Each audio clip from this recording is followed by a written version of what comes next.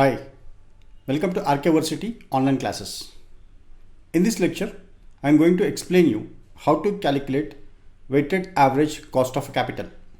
In a weighted average cost of a capital, we are going to calculate one overall capital that is called as a KO, which indicates overall cost of a capital, which is a summation of weights of each individual capital times their required rate of return or a cost of a capital. In the sense, firms mobilize capital from various sources, like in the form of a debt, in the form of equity, in the form of a preference shares, in the form of a term loan, etc. And each of these sources has its own required rate of return or a cost of a capital. In weighted average cost of a capital, what we do is we calculate one weighted average cost of a capital using weights of each capital component and its relative cost. Now I explain that with an example. Here is an example. You are supposed to calculate weighted average cost of capital using a book values. Now for this Gada Brothers, the capital structure includes debentures, term loan, preference shares, equity and retained earnings.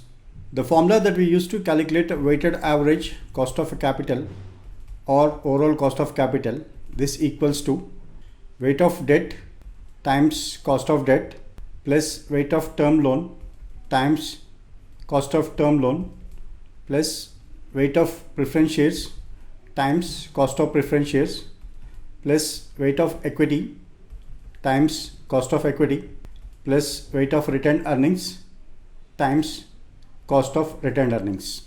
So here to get the weights, weight of debt, this equals to debt amount upon value of a firm.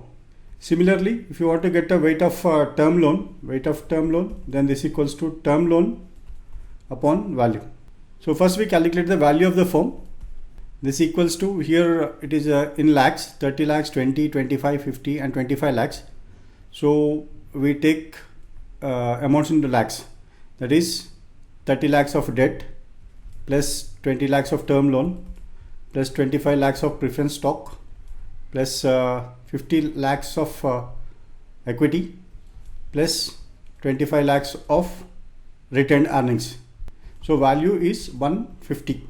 Then we will calculate the weights of each component. Now weight of debt, this equals to 30 upon 150. Then weight of term loan is 20 upon 150. Similarly, weight of preference is 25 upon 150 and weight of equity is 50 upon 150. Then weight of retained earnings is 25 upon 150.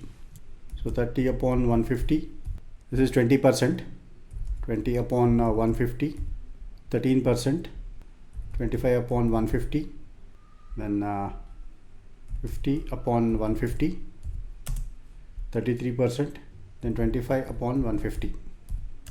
Weight of debt equals to 0.2, 20%. Then weight of term loan is 0.13, 13%. Weight of preference is 0.166 or we can say 17.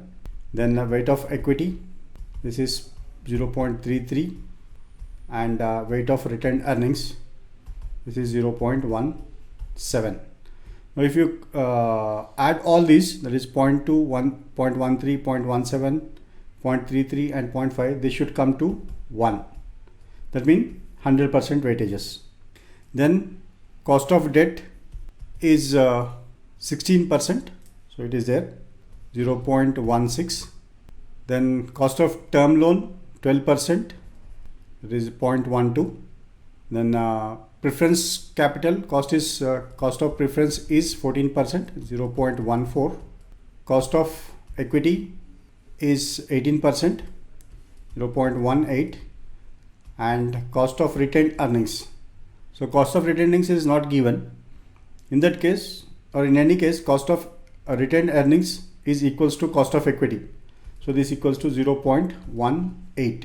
Now this equation what we have here is considering after tax cost of debt, but here in our example the cost of debt, debentures and cost of a term loan, these two are before tax, right? Because you borrowed debentures at a 16% and term loan at a 12%.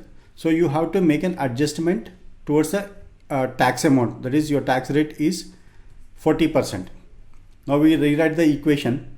Our weighted average cost of capital, that is KO, this equals to weight of debt times cost of debt times 1 minus tax rate plus weight of term loan times cost of term loan times 1 minus tax rate plus weight of preference times cost of preference plus weight of equity, cost of equity plus weight of retained earnings times cost of retained earnings.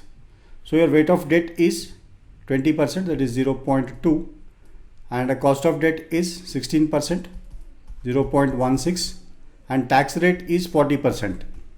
So 1 minus tax rate is 0.6.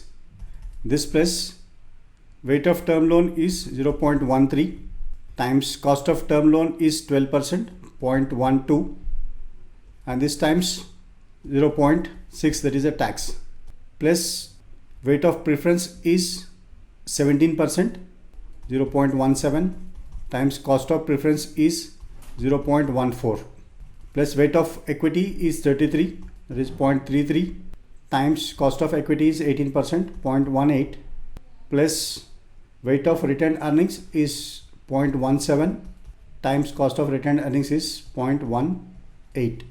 So this gives us 0.2 times 0.16 times 0.6. So this is after tax cost of your debt. Then 0.13 times 0.12 times 0.6. So this is term loan, 0.17 times 0.14. This is a preference, 0.33 times 0.18. This is equity, and 0.17 times 0.18. This is your retained earnings. So the total is 0.0192 plus 0.0094 plus 0.0238 plus 0.0594 plus 0.0306. So 14.24, that is 0.1424 or 14.24% is the weighted average cost of a capital. Or we can say that the overall cost of capital is 14.24%. This overall cost of capital is also called as a minimum required rate or a required rate of a return or a hurdle rate, and this amount is used in discounting future cash flows of a project to evaluate investment decisions. Thank you.